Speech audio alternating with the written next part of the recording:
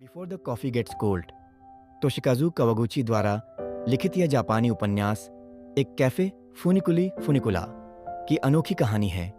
इस कैफ़े की खासियत है कि यहाँ बैठकर आप अतीत की यात्रा कर सकते हैं, लेकिन यह यात्रा कुछ सख्त नियमों के तहत होती है। समय यात्रा के नियम। 1. समय यात्रा केवल एक विशेष कुर्सी पर बैठने से ही संभव है। 2. आप केवल उन्हीं लोगों से मिल सकते हैं जिन्होंने कभी इस कैफे में कदम रखा हो। 3. भूतकाल में जाकर आप कुछ भी नहीं बदल सकते। 4. आप केवल तभी तक अतीत या भविष्य में रह सकते हैं जब तक आपकी कॉफी गर्म है। कॉफी ठंडी होते ही आपको वापस आना होगा। 5. यदि आप नियमों का उल्लंघन करते हैं तो आपको भयंकर परिणाम भुगतने पड़ सकते हैं। अगर आपको यह मौका मिले कि आप अतीत में किसी एक पल में लौट सकें, तो क्या आप जाना चाहेंगे? लेकिन शर्त यह हो कि आप कुछ भी नहीं बदल सकते। आप केवल उस पल को दोबारा जी सकते हैं, और वो भी तब तक जब तक आपकी कॉफी ठंडी ना हो जाए। पहली कहानी, प्रेमी फुमिको और गोरो की कहानी। एक अनकही मोहब्बत और अधूरे अल्फाजों की कहानी। क्या तुम सच में जा रहे हो? फुमिको ने पूछा था, लेकिन गोरो की आंखें जमीन की ओर थीं। वो जवाब नहीं दे सका। अमेरिका में एक बड़ी नौकरी उसका इंतजार कर रही थी, और वह यह भी जानता था कि फुमिको की जिंदगी में उसका कोई निश्चित स्थान नहीं था। फुमिको एक तेज तर्रार और आत्मनिर्भर महिला एक बड़ी कंपनी में काम करती थी। उसके लिए करियर सबसे ऊपर था, और गोरो को हमेशा लगता रहा कि वह उसके जीवन की प्राथमिकता नहीं है। और उस दिन वह चला गया बिना यह सुने कि फुमिको क्या कहना चाहती थी। 1 साल बाद वही कैफे, वही टेबल, वही खामोशी। फुमिको ने उस कैफे के बारे में सुना था जहां लोग समय में पीछे जा सकते हैं, लेकिन कुछ सख्त नियमों के साथ। फुमिको का दिल टुकड़ों में बिखरा था, लेकिन उसने उम्मीद नहीं छोड़ी थी। उसे उस पल में वापस जाना था जब गोरो ने उसे छोड़ने का फैसला किया था। वह समय यात्रा की कुर्सी पर बैठी। कैफे की एक रहस्यमय महिला ने गर्म कॉफी का कप उसके सामने रखा। ध्यान रहे, उसने कहा, जैसे ही कॉफी ठंडी हो आप लौट जाएंगी। फुमिको ने गहरी सांस ली और सब कुछ बदल गया। अब वह अतीत में थी। कैफे में गोरो बैठा था, वैसा ही जैसे उस दिन बैठा था जाने से पहले।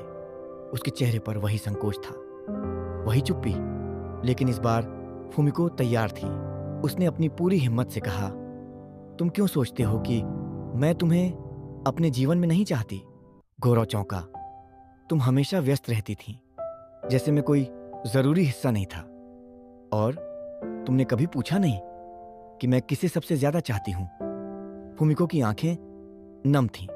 मुझे अपना करियर चाहिए, हाँ, लेकिन मुझे तुम भी चाहिए थे, और मैंने कभी नहीं कहा कि तुम्हारे बिना मैं पूरी हूं। गौरव पहली बार उसकी आंखों में देख सका। शायद पहली बार उसने फुमिको के दिल की आवाज सुनी। काश तुमने उस दिन ये सब कहा होता, काश मैंने रुक कर सुना होता। दोनों की आंखें भीगी थीं, लेकिन दोनों जानते थे भविष्य नहीं बदलेगा।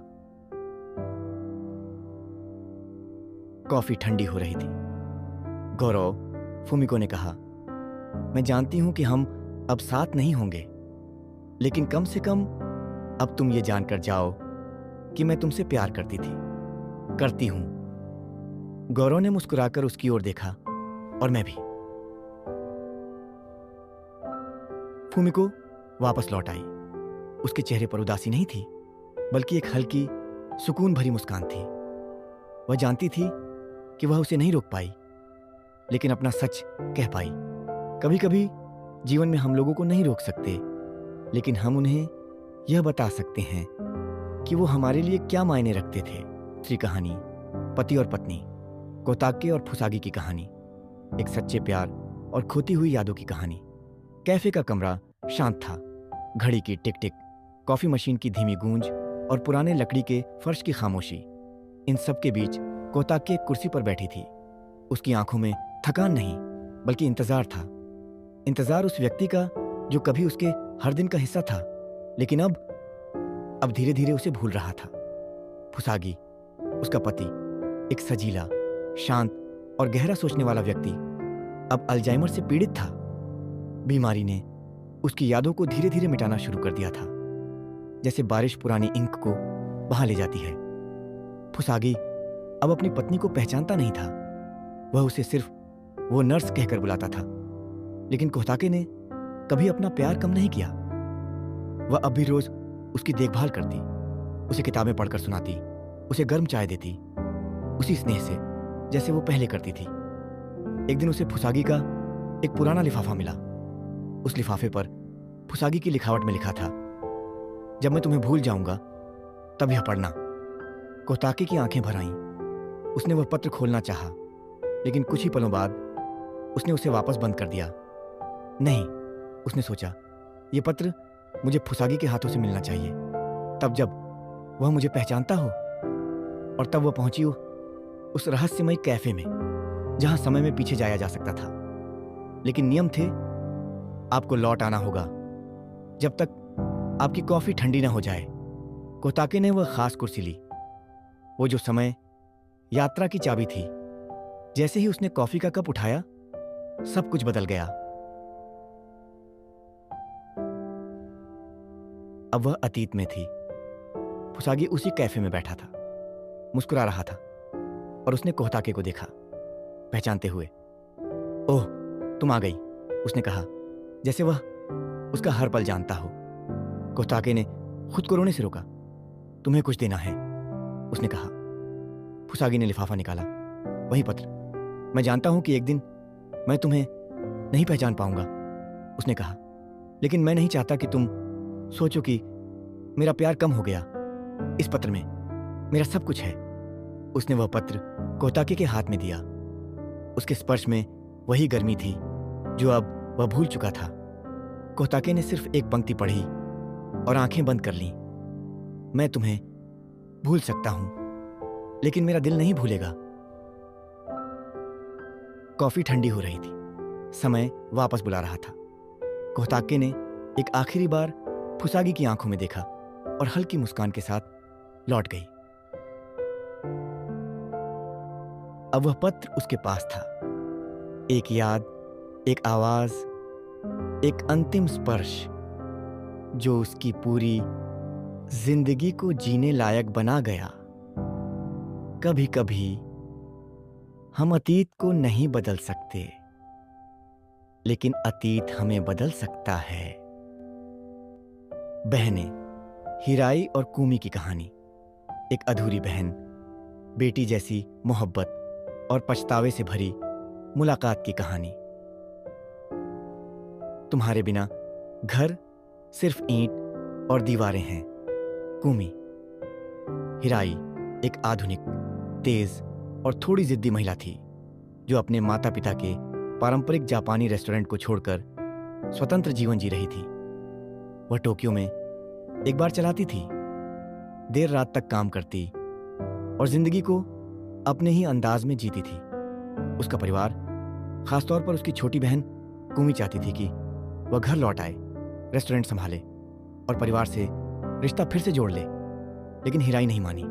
उसे डर था, डर कि वह घर के बोझ में फिर से खो जाएगी, डर कि उसे फिर वही पारंपरिक जीवन अपनाना पड़ेगा जिससे वह भाग आई थी। लेकुमी ने कभी हार नहीं मानी। हर साल वह टोक्यो आती, उसी पुराने कैफे में हिराई से मिलने। हर बार उसके पास वही अनुरोध होता, दीदी घर चलो, माँ पापा तुम्हें बहुत याद करते हैं, मैं भी। लेकिन हिराई उसे टाल देती, कभी बहाने से, कभी चुप्पी से। और एक दिन देर हो गई। कुम्मी की एक सड़क दुर्घटना में मृत्यु हो गई। हिराई को जब खबर मिली तो वह टूट गई। उसने वो सारे खत पढ़े जो कुमी ने उसे कभी दिए थे, जिन्हें वह खोलती ही नहीं थी। हर खत में सिर्फ एक ही बात थी, तुम मेरे लिए सिर्फ बहन नहीं हो, मेरी सबसे अच्छी दोस्त भी हो। छतावा हिराई के दिल में कांटे की तरह चुभने लगा। वह कैफे लौटी, उस एकमात्र जगह पर जहां वह अतीत में वापस जा सकती थी, जहां वह अपनी बहन से एक बार फिर मिल सकती थी। उसने वह खास कुर्सी ली और जब कॉफी का गर्म कप उसके सामने आया, उसने गहरी सांस ली और समय बदल गया। अब वह उस दिन में थी जब कुमी आखिरी बार उसे मिलने आई थी। कुमी अपनी यूजुअल मुस्कान लिए कैफे में दाखिल हुई थी। दीदी, ये रहा तुम्हारा पसंदीदा मीठा, उसने कहा। हिराई की आंखें नम थीं, लेकिन कुमी को पता नहीं था यह उनकी आखिरी मुलाकात है।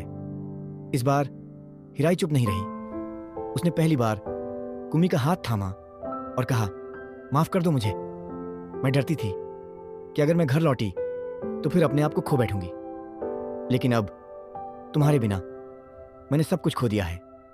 कुमी चौंकी। उसकी आंखों में आंसू थे, लेकिन वो मुस्कुराई। मैंने कभी तुमसे शिकायत नहीं की दीदी। तुम जहां भी रहो मैं तुम्हें चाहती रही, लेकिन अब मुझे सच में चाहिए था कि तुम एक बार घर कहो। कॉफी ठंडी हो रही थी। हिराई ने अपनी बहन को गले से लगाया। वो पहला और आखिरी गले लगना था। मैं घर आऊंगी कुमी, अब की बार सच में। वापसी के बाद हिराई बदल चुकी थी। वह घर लौटी, अपने माता पिता से मिली, अपने बचपन की उस जगह को फिर से अपनाया जहां हर दीवार पर कुमी की यादें थीं। वह अब उस रेस्टोरेंट को चलाती थी, लेकिन अब वह सिर्फ भोजन नहीं परोसती, वह कुमी की यादों का स्वाद भी बांटती थी। कुछ रिश्ते देर से समझ में आते हैं, लेकिन अगर उन्हें एक आखिरी बार जीने का मौका मिले तो पछतावे से राहत मिल सकती है। बिफोर कॉफी गेट्स, कोल्ड की चौथी और आखिरी कहानी, माँ और बच्चा। केई एंड उसकी होने वाली बेटी की कहानी। माँ बनने की उलझन, डर और एक अजन्मे रिश्ते की अद्भुत मुलाकात। क्या मैं एक अच्छी माँ बन पाऊंगी? केई उस कैफे की एक वेट्रेस थी जहां समय में पीछे या आगे जाया जा सकता था।